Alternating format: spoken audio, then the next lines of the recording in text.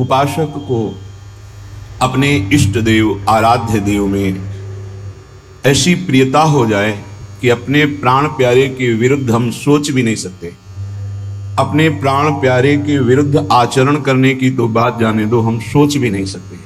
पर ये बिना निष्ठा के मन फिसलता रहता है। जब तक गुरु प्रसाद से इष्ट निष्ठा जागरण नहीं होती, तब तक ये मन हमें विवश करके भोगों में या प्रभु के विरुद्ध आचरणों में फंसाता रहता है। चाहे जितनी कसम खाओ, तुम्हारी कसम काम नहीं करेगी। काम करती है निष्ठा। निष्ठा उसे कहते हैं चाहे प्राण चले जाएं, पर हम जो नियम लिया है उसको नहीं तोड़ सकते, उसे नियम निष्ठा कहते हैं।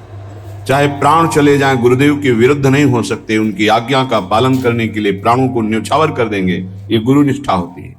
चाहे प्राण निकल जाए, कभी नाम जप नहीं छूट सकता, इसे नाम निष्ठा कहते हैं। चाहे प्राणांतक कष्ट हो जाए, कभी धाम की सीमा के बाहर नहीं हो सकते, ये धाम निष्ठा होती है। ऐसे ही सेवा निष्ठा, धाम निष्ठा, नाम निष्ठा, गुरु निष्ठा, इन निष्ठाओं से ही मन को रोका जा सकता है। अन्यथा बहुत ही प्रबल और चंचल स्वभाव का मन वो विषयों में गिरा देता है। श्रीपाद प्रबोधानंद जी महाराज कह रहे हैं, नान्यद बदामि न शृणोमि न चिंतयामि। हो कैसी आराध्य देव की निष्ठा है। अगर ये धारण हो जाए तो निहाल हो जाए, इसी जन्म में भगवत साक्षात्कार हो जाए। नान्यद बदामि न शृणोमि न चिंतयामि, नान्यद ब्रजामि न भजामि न चाश्रयामि, पश्यामि जागृति तथा स्वप्नेऽपि नान्यत् श्रीराधिका रति विनोद बनम विनाहम। इसे निष्ठा कहते हैं। कह रहे हैं कि श्री किशोरी किशोरजू, इनका नाम, इनका रूप, इनकी लीला जहां प्रकाशित हो रही है, ऐसे परम पावन प्रेम प्रदान करने वाले वृंदावन का मैंने हृदय से आश्रय लिया है। इसलिए मैं प्रिया प्रीतम की चर्चा, नाम कीर्तन, धाम की महिमा, रसिकों का संग, रसिकों की चर्चा, इसके सिवा नान्यम बदामी, हमारी वाणी मौन रहेगी, कभी नहीं बोलेगी। धन्य है वो उपासक जो इस निष्ठा को प्राप्त है। नान्यम बदामी, हरिवंश महाप्रभु कहते हैं, रसना कटो जो अन रटो। अगर प्रियालाल की चर्चा के सिवा कुछ अन्य बोलूं तो मेरी जबान कट जाए। नान्यम बदामी। देखो, ये निष्ठा बिना धारण किए वाकेंद्री पावन नहीं होगी। वाकेंद्री पावन नहीं होगी तो उसी में विराजमान रसेंद्री भी अपावन रहेगी। रसेंद्री बिगड़ी हुई है तो जनेंद्री को शासन में ले ही नहीं सकते, अर्थात समस्त इंद्रियां आपको अपने अधीन कर लेंगी। जो इंद्रियों के अधीन होता है उससे पापाचरण बनता है, जिससे पापाचरण बनता है उसकी दुर्गति होती है। बिना निष्ठा के नहीं। निष्ठा मानो ऐसी ब्रेक है कि तत्काल उसको रोका जा सकता है। जो हमारी संसार की तरफ वृत्तियां बढ़ रही, उनको तत्काल रोका जा सकता है। निष्ठा में ताकत है और किसी में। जैसे ब्रह्मचर्य की निष्ठा, उसका ब्रह्मचर्य पर महत्व हुआ और ब्रह्मचर्य निष्ठावान, तो चाहे स्वर्ग लोक की अप्सरा आ जाए, उसके मन में काम भोग की लालसा नहीं पैदा हो सकती। निष्ठा में ताकत है, अन्य नहीं। अन्य तो फिर मन बड़ा चंचल है, वो फिर टिकना मुश्किल, थोड़ी देर लड़ेगा फिर परास्त होकर उसी में गिर जाएगा। निष्ठावान नहीं, लड़ने की ही जरूरत नहीं, रुचि ही नहीं है, स्वाभाविक रुचि नहीं रहती निष्ठावान की। नान्यत बदामी, नहीं बोलूंगा। प्रियालाल की चर्चा, भगवत चर्चा, नाम जप, नाम कीर्तन, गुण कीर्तन, इसके अलावा मौन। अब देखो कौन उपासक इसको धारण करता है। प्रपंच की वार्ता करने में वाणी बड़ी प्रवीण है, चुगली करने में, निंदा करने में, ईर्ष्या की बातें करने में, राग द्वेष की बातें करने में, इससे बड़ा सुख अनुभव होता है, क्योंकि इसको दुर्गति करानी है उस जीव की जो इस वाकेंद्र के अधीन हो गया है। आगे कह रहे, न श्रृणोमि, श्रवणेन्द्रिय का बहुत बड़ा महत्व है। जो हम सुनते हैं उसका चिंतन होता है, जो चिंतन होता है वही क्रिया होती है, जो क्रिया होती है उसी का परिणाम होता है। कानों को बहुत संभाल के रखें, सुनने मात्र से हमारे अंदर चिंतन बनता है। कठोर शब्द, निंदनीय शब्द, प्रापंचिक शब्द, विषयाकर्षण भरे शब्द, विषयाकर्षण भरे गाने, विषयाकर्षण भरे आकर्षण, ऐसा जो चित्त को क्षुब्ध करके विषय में लगा दे, बिल्कुल नहीं सुनना चाहिए।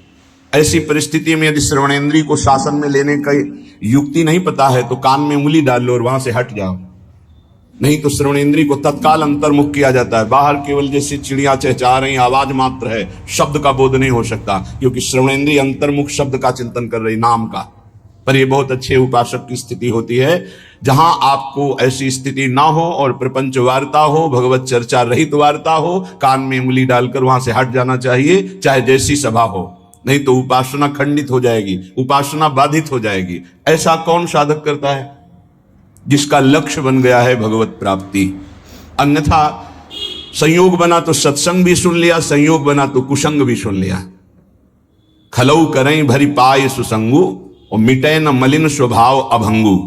दुष्ट स्वभाव के लोगों को भी कभी कभी भगवत कृपा से संत संग मिल जाता है, पर वो अपने स्वभाव के वशीभूत हुए सत्संग का लाभ न लेकर वहां भी अभिमान आदि दोषों से युक्त हृदय होने के कारण वो वंचित रहते हैं, सत्संग के प्रभाव से वंचित। खलऊ करे भली पाई सुसंगु पर मिटे न स्वभाव मलिन अभंगु। जो मलिन स्वभाव है वो उनका इतना कठोर हो गया है कि वो बदलना ही नहीं चाहते।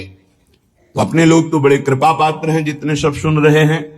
नान्यम बदामी, वाणी से किसी की निंदा चुगली ये मत बोलो, भगवत चर्चा करो, नाम कीर्तन करो, गुण कीर्तन करो। जो संसारिक व्यवहार व्यापार की वार्ता है, पहले राधा बोलो, मध्य में राधा बोलो, बाद में राधा बोलो और उसको समर्पित कर दो, भजन बन जाएगा, महान सुख प्राप्ति का वो कर्म बन जाएगा, वो योग हो जाएगा। आगे कह रहे हैं न चिंतयामी, तो जो हम देखते हैं, सुनते हैं, बोलते हैं, इसका चिंतन होता है। इसलिए 3 बातों को कहा है, रसना कटो जो अनरटो, निरख अनफुटो नयन, श्रवण फुटो जो अनसुनो श्री राधा जस बैन। अगर किशोरी जी का जस नहीं है तो हम बोलेंगे नहीं, सुनेंगे नहीं, देखेंगे नहीं, क्योंकि जो बोला जाता है, सुना जाता है, देखा जाता है तो उसका चिंतन होता है। तो न चिंतयामी, अगर चिंतन ठीक करना है, चिंतन से भगवत प्राप्ति होती है। अनन्य चेता सततम यो माम स्मृति नित्यशः तस्याहम सुलभा पार्थ नित्य युक्त योगिना। भगवान अनन्य चिंतन वाले को कहते हैं मैं उसे सुलभ हो जाता हूं, मैं स्वयं सुलभ हो जाता हूं। पर चिंतन करना बहुत कठिन बात है। बाहरी साधनाएं भगवत प्राप्ति की ऐसा कर भी सकता है कोई पुण्यात्मा, पर भगवत चिंतन निरंतर होना ये कोई महात्मा ही कर सकता है। महात्मा गृहस्थ में भी होते हैं, विरक्त में भी होते हैं। महात्मा एक स्थिति का नाम है, भेष का नहीं। अगर वेश है, स्थिति नहीं तो महात्मा नहीं। भेष नहीं है, स्थिति है तो महात्मा है। वो महात्मा है जो वाणी के द्वारा सत्य और मृदु और हितकर भगवत चर्चा, नेत्र के द्वारा सर्वत्र भगवत भाव से दर्शन, श्रवणेन्द्रिय के द्वारा सर्वत्र जो वाणी है वो भगवत स्वरूप है, शब्द ब्रह्म में है, ऐसा मानकर उदासीन हो गया है, केवल भगवत चर्चा सुनता है, नाम कीर्तन सुनता है, भगवत भाव से युक्त जो महान पुरुष है उनके चरित्रों को सुनता है, जो व्यवहार की वार्ता करता है वो भगवत समर्पित नाम युक्त। अब उसका चिंतन अनन्य बनता है। जिसका अनन्य चिंतन बनता है उसकी पूरी जिम्मेवारी श्री भगवान ले लेते हैं। प्राप्ति जो भी तुम्हारा ऐश्वर्य वैभव भगवत सामग्री है उसकी रक्षा करना, और जो अप्राप्त की प्राप्ति कराना है वो जिम्मेवारी श्री भगवान ले लेते हैं। अनन्य चिंतयन्तो माम ये जनाः पर्युपासते तेषां नित्याभियुक्तानां योगक्षेमं वहाम्यहम्। मैं उसके योगक्षेम का स्वयं भान करता हूं जो मेरा अनन्य चिंतन करता है। अनन्य चिंतन वही कर सकता है जिसकी वाणी पवित्र, श्रवणेन्द्रिय पवित्र, नेत्रेंद्रिय पवित्र। तो न चिंतयामि, इसके विरुद्ध हमारा कभी चिंतन नहीं होगा। चिंतन कहते हैं जो अंदर ही अंदर चलता रहता है, वो भगवत चिंतन, वो भगवत प्राप्ति कराता है। बाहरी साधनों का फल है अंदर का चिंतन, निरंतर अपने आराध्य देव का होने लगना। तो नान्यत ब्रजामि, एक भी कदम हम भगवत विमुख नहीं चल सकते। कहां जा रहे हो, क्या करने जा रहे हो, ये कभी विचार करते हो? तुम्हारे पैर कहां जा रहे हैं, तुम्हारा लक्ष्य क्या है जाने का? ये जो पैर चल रहे हैं किस दिशा में जा रहे हैं, किस हेतु से जा रहे हैं? संभालो, संसार के मार्ग में कुमार्गगामी चरण ना होने पावे तुम्हारे, नहीं तो आचरण नष्ट हो जाएंगे। आचरणहीन की दुर्गति होती है। कहां जा रहे हो? मदिरालय? रोको अपने चरण को। कहां जा रहे हो? गलत आचरण करने जा रहे हो? रोक लो अपने पैर को, वापस लौट आओ। जिस यात्रा में यात्री अपने मार्ग को नहीं पहचानता वो भटक जाता है, वो भूल भुलैया में फंस जाता है, फिर उसका जीवन का जीवन पूरा नष्ट हो जाता है। ये ऐसी भूल भुलैया माया की है। एक बार इस दलदल में फंस गए, निकलना बड़ा कठिन है। सत्य मानिए, हर इंद्री का दलदल है। जनेन्द्री के भोग में फंस गए, निकलना मुश्किल। रसेंद्री के स्वाद में फंस गए, निकलना मुश्किल। नेत्रेंद्री के रूप में फंस गए, निकलना मुश्किल। ये बहुत विचित्र भगवान की माया। कहां जा रहे हैं तुम्हारे चरण, किस दिशा को, क्या लक्ष्य है, विवेक के द्वारा रोक लो। अगर सही दिशा है तो उत्साह संपन्न होकर नाम जप करते हुए जाओ।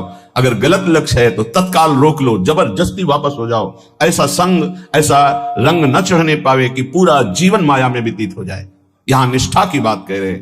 मैं धामनिष्ठ हूं, एक कदम भी वृंदावन की सीमा के बाहर नहीं जाऊंगा, चाहे प्राण निकल जाए, चाहे जितना भयानक पीड़ा हो, रोग हो, कष्ट हो, धाम नहीं छोड़ेंगे।